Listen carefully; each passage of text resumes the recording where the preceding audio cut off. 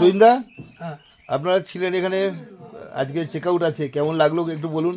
অসম্ভব সুন্দর, অসম্ভব স্টাফদের বিহেভিয়ার ভালো, এবং সন্দীপদা স্বয়ং তো রয়েছেনই, সব রকম হেল্প, যে কোনো কিছু পাবেন সব রকম সন্দীপদার কাছে হ্যাঁ পেয়ে সব যাবেন। রকম হেল্প পাবেন ওনার কাছ থেকে।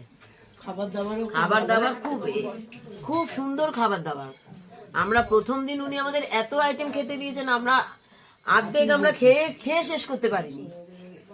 ঠিক আছে। আর আমি দাদা, বলবো একটা কথা, খাওয়াটা বড় কথা না, খাওয়া তো বাড়িতেও অনেক ভালো মন্দ খায়, কিন্তু এই যে ঝান্ডি হেভেন এর যে ভিউ, আমরা অ্যাকচুয়ালি কিসের জন্য আসি?